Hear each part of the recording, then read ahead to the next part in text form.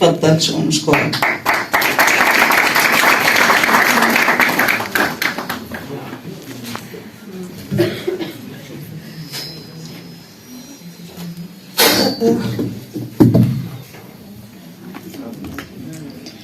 Au centre de ma vie, la lecture, le reste est superflu.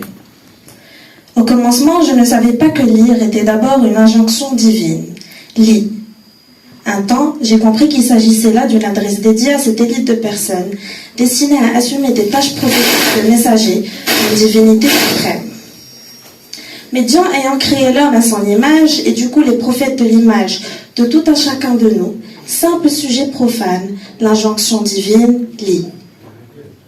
Nous est tout autant adressé à nous tous, à tout un chacun de nous, prophètes ou pauvres airs, que la lecture va promouvoir au statut de lettré, quelqu'un qui non seulement est en mesure de lire pour ses propres besoins, son propre plaisir, mais aussi et surtout pour les autres, au service des autres, à la place des autres. Une mission quasiment prophétique. Quand mon ami Latefa m'a appelé du projet de cette activité à vocation culturelle autour du thème de la lecture, je me dis qu'au minimum, je me dois de saisir cette opportunité pour formuler ici quelques idées, même éparses, sur mon rapport à la lecture, ou plus exactement sur un bref récit de ce que représente et ce que représente toujours la lecture en tant que composante essentielle et structurante de mon parcours de vie. Un jour, j'étais âgée alors de près de 8 ans. Mon itinéraire de vie semblait bien tracé en tant que berger en herbe, assurant la garde. Pour commencer d'un chétif troupeau de chevreaux espiègles et joueurs, dont certains étaient littéralement mes frères de lait. Nous tétions les pieds des mêmes chèvres à la source. Quelque part sur les hauts plateaux du Maroc oriental, prédestiné que j'étais naturellement à perpétuer la tradition ancestrale du nomadisme, vivrier de nos compagnes, et puis par un de ces accidents intempestifs de la vie, la famille fut appelée à se sédentariser. À près d'une centaine de kilomètres de nos collines originelles, une mine de charbon véritable enfer de peine et s'assèvrissement a happé mon père comme des milliers d'autres damnés de la terre, de la région, comme de contrées beaucoup plus lointaines. Le pays fraîchement affranchi du protectorat venait de lancer une vaste campagne de scolarisation.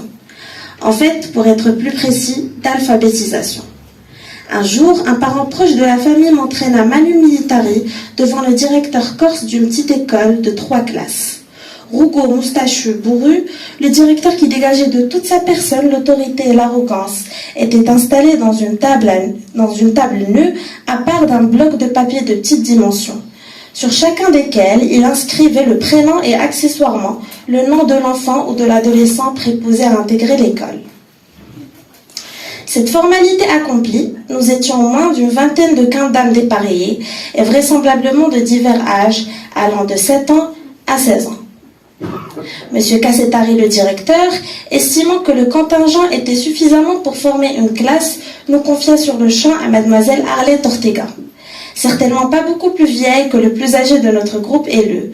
Notre premier cours de langue française allait commencer dans les 10 minutes suivantes. Le temps de nous apprendre à nous aligner 2 par 2, bras tendus vers l'épaule de devant, puis de rentrer dans une classe au pupitre neuf, de nous tenir debout à côté de nos bancs, de nous rasseoir sur un signe de la maîtresse, de nous remettre debout de nouveau pour ensuite nous rasseoir. Et voilà comment les premiers mots de la langue française sont devenus les nôtres. Dans l'après-midi du même jour, ce sera au tour de M. Loukili de nous asséner notre premier cours d'arabe. En 4 ans à peine, je ne sais pas comment, le miracle s'est opéré. J'avais la capacité de lire des manuels et des livres, indifféremment, dans les 2 langues devenues miennes. En plus de l'amazigh, ma langue maternelle, qui était notre seul outil d'échange et de communication à domicile. Mais hélas, jamais on nous a appris à transcrire cette dernière. Avec le recul, j'ai dans le souvenir que je me suis jetée sur les livres, les magazines, les bouts de journaux, qui me tombaient entre les mains comme un affamé. Seule la rareté de la ressource, la manière de lire me limitait.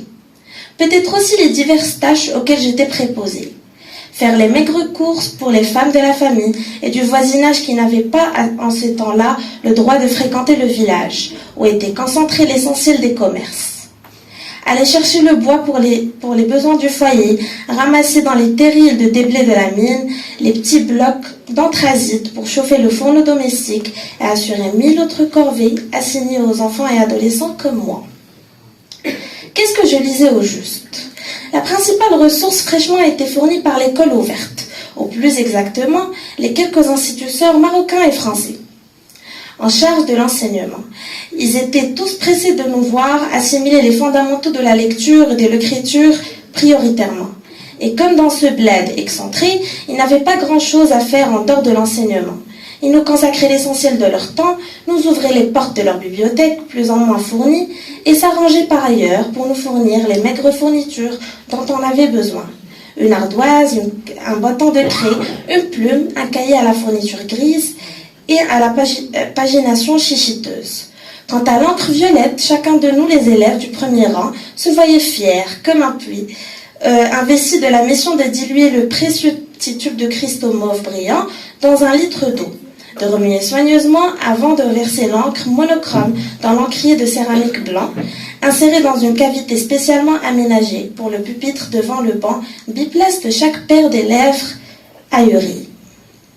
Je comprendrai bien plus tard que la somme de ces livres que j'ai lus durant cette période était tellement hétéroclite que je n'avais aucune notion de quelconque typologie, progression ou hiérarchie dans les niveaux de ces lectures.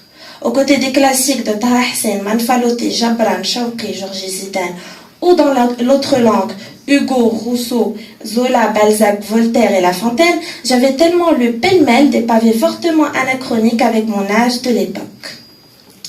Autant n'importe le vent, Mein Kampf, l'anglais en 90 jours, les 1000 et les manières de l'amour, les horreurs de l'au-delà, l'aventure du charbon dans le monde et d'autres. J'ai longtemps cru, par la suite de ces titres-là, étaient de la littérature enfantine. Aux côtés de ces lectures formelles, j'avais trouvé un autre filon où je puisais de la ressource, non sans un plaisir équivoque. Pour aller à une annexe de l'école plus éloignée, de celle où nous fîmes notre première arme d'écolier, nous devrions traverser la cité européenne, faite de villas et de maisonnées accueillant les familles des cadres européens de la mine. Outre la part du pauvre que nous prélevions sur les fruits alléchants des arbres touffus qui bordaient les jardins de ces belles demeures, j'ai très vite remarqué que les poubelles déposées devant les entrées de ces maisons recélaient des trésors de nourriture tant alimentaire, bouts de fruits, de pâtisseries et d'aliments de toutes sortes, mais aussi culturels et spirituels. Les épouses des cadres absorbés par leur travail à la mine, pour s'occuper, se cultiver, étaient abonnées à une multitude qui leur parvenait de Paris, de Bruxelles, de Madrid, de Lisbonne ou d'ailleurs encore. Une fois lus, ces titres étaient jetés dans les poubelles parmi les autres détritus de la maisonnée, un vrai trésor, vous dis-je. C'est ainsi que je devins un lecteur assidu de titres tels Intimité, Paris Match et l'illustration, Nous deux, Santé et Beauté et d'autres, avec toutefois une prédilection très marquée pour les romans photos dont je dévorais les dialogues sirupeux et où j'allais puiser moult formules et expressions romantiques qui vont répondre ultérieurement à mes propres besoins comme à ceux de mes camarades, jeunes filles et jeunes hommes qui vont faire appel à mes services épistolaires très tôt épanouis. Les 3 ans du collège à Jarada, distant des lieux de ma première implantation à Hassiblal, à quelques kilomètres qu'en traversée en courant le plus souvent, ont été plus marqués par des lectures fonctionnelles, une dizaine de matières dont plus des 2/3 dans français, et nous l'ouvriez l'accès à ces textes académiques plus denses, sans toutefois oublier de perfectionner mes possibilités d'accès à des lectures plus ou moins avouées, et dont le support m'était fourni au hasard des trouvailles et des débrouillardises qui n'excluaient nullement quelques larquins, que j'ai toujours considérés comme bénins et peu condamnables. Quelques trocs avec les élèves de familles plus aisées, que je faisais les devoirs rébarbatives et recopier les traditionnelles corvées de punition scolaire, qu'entre des manuels, des illustrés et des livres éventuellement. Mais la période faste de la lecture dans ces temps-là fut sans conteste la période du lycée Abdelmoumen à Oujda. Libéré des corvées domestiques, pris en charge en tant qu'interne au sein du même établissement, je vais découvrir ce qui restera pour toujours dans ma mémoire comme la plus grande et la plus durable structure de lecture à tout moment de la journée et durant une partie de la soirée. Un programme scolaire hyper chargé dans cette filière appelée jadis les lettres modernes, à dominante littéraire imposant la lecture d'un minimum de 30 ouvrages environ, entre l'arabe et le français d'une part, et de l'autre, pour la première fois dans ma jeune vie, j'eus le loisir d'accéder gratuitement et à volonté à une bibliothèque de quelques 500 livres au foyer des internes du lycée. J'en fus même rapidement l'un des manutentionnaires attristés. Puis un animateur assidu grâce au premier d'une longue série de clubs du livre que j'ai eu l'habitude depuis de créer un peu partout où je suis passée, durant mon long itinéraire de tranchement contemporain. Est venu s'ajouter à ce renforcement cet alignement des étoiles de la générosité d'un grand homme, M. Brzezinski, censeur du lycée, immense intellectuel qui a longtemps fait rayonner notre lycée par l'innombrable activité culturelle et artistique dans l'enceinte du lycée, mais aussi dans les salles de cinéma et les diverses scènes de la ville. Un jour où j'ai pu outrepasser ma timidité et mon trac en le croisant dans un couloir de l'établissement, je lui fis part de l'impossibilité dans laquelle j'étais d'acquérir les nombreux manuels et livres exigés par le programme. Il sortit de sa poche un petit carnet et un cachet-rang, et en une seule phrase adressée au service bibliothécaire du lycée, me permit d'emprunter à volonté tous les ouvrages que je désirais. Un corps enseignant de diverses nationalités s'ingéniait de nous gaver de savoir et de connaissances. Il me semble avec le recul que la majorité d'entre eux, ces professeurs, ne se limitaient pas au devoir de leurs fonctions impliquées. Ils étaient souvent animés d'un esprit de militantisme qui les poussait à essayer de nous compenser les 1000 lacunes de tout ordre qui nous handicapaient.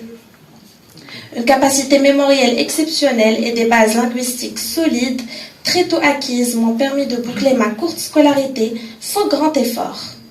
Tout le temps ainsi gagné, je l'ai investi dans la lecture. Une boulimie qui va au-delà de la littérature et de la production intellectuelle arabophone et francophone pour s'étendre par le tranchement des traductions en français à la littérature nord- et sud-américaine, ibérique et britannique notamment. Finalement, la lecture a été et est toujours pour moi la colonne vertébrale de mon parcours dans le monde. Je n'ai aucune gêne à passer aux yeux de nombre de gens comme un original ou qu'on prenne mon addiction à la lecture comme une pathologie quelque peu honteuse et décalée, en ces temps de tout numérique et de réseaux sociaux. Merci. شكرا جزيلا منار على هذه القراءة الجميلة، وكما شفتوا هي شهادة لكاتب بخصوص علاقته بالقراءة. قرأتها بصوت جميل يعني الفرنسية الحلوة. شكرا منار.